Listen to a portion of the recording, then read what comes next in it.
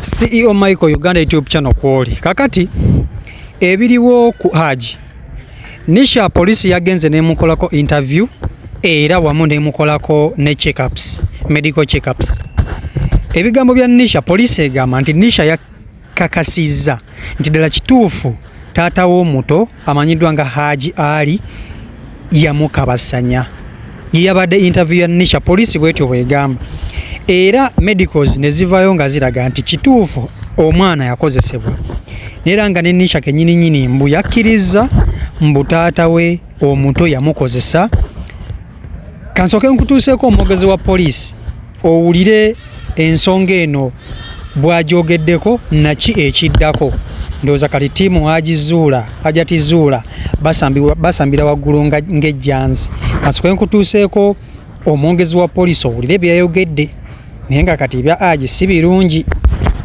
Haji ne Hajati ne muwala waabwe ow'emyaka 14 we bagamba nti yasobezebwako. Ensonga eyo twagireeta wano. Hajati yali yeekubira enduulu ng'agamba poliisi tenyambye. Poliisi yatunula mu nsonga ya Hajati neegoberera ensonga gye yaleeta yonnyini, nga ensonga yali nti omwana wa myaka 14, ekirala nti omwana yasobezebwako. So poliisi neegendera omwana oyo nemuggyako statement. Omwana n'awa statement nga alumiriza omuntu ogwo Haji.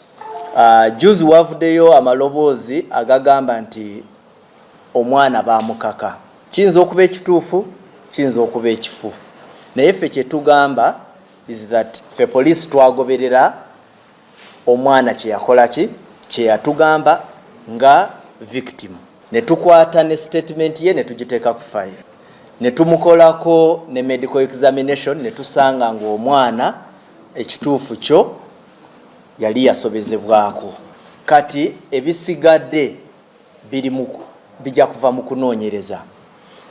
Ba blogger bavaayo ne batandika okuggyayo ekifaananyi ekirala.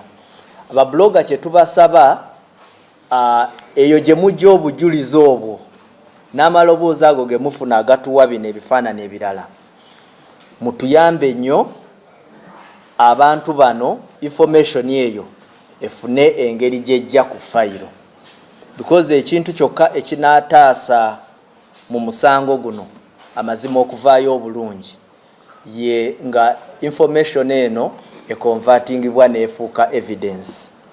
Bwebanga version omukyala ne muwala we gye baatuwa nfu, mujje mutuwe version entuufu naye mufune engeri gye muvaayo gye muli eyo information eyo esobole okutuuka mu bantu abakola ku musango guno, kubanga yengeri yokka. Kati government teyinza kugenda ku mitimbagano neraba information engeri gye bali okugidiscussingamu negikozesa nga evidence. Muleete evidence eyo mugituwe tufune engeri gye tugikozesaamu mu kooti. Wetwogerera ffe nga poliisi twakola ogwaffe, twatwala fayiro eyo nga bwe mumanyi sife abasalawo. Office ya DPP bwetuwa, office ya DPP yali esobola okusalawo negamba obujulizi bwe muleese bufu oba tebumala omusango tukoze eki, fayiro tetugenda gisanctioninga. Naye bweba yagisanctioninga kiba kitegeeza waliwo obujulizi bwe twaleeta obwali busobola okuteeka Haji mu kaguli.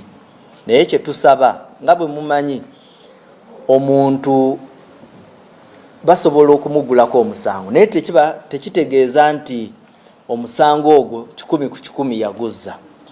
No, wabeerawo chances nti ayinza okuba teyaguzza.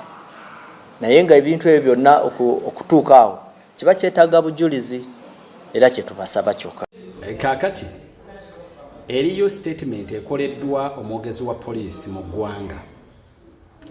Bwagikoze eri mu kutambula era ngenza okulaba abafaananako ng'ono oluzungu lubadde lutono ekizibu kyakoze akozesezza luzungu omwogezi wa poliisi kati abasinga bonna we batomeredde wabula mu statement ye omwogezi wa poliisi akugambye ti ensonga zajja tibaaziraba era nga yeemulugunya nti tayambiddwa era poliisi neesitukiramu okutandika okunoonyereza era poliisi ezimu ku nsonga zeyatandikirako zeza scientific enkola yaabwe y'ekisayansi ne batwala omwana okumukebera era omwana kuba yali alumiriza kitaawe omuto oba taata we Haji ali nti yamukabasanya ne bamuggyako ne batwala omwana bamukebere era nekizuulibwa nti ddala kituufu omwana yali yakozesebwa oba yakabasanyizibwa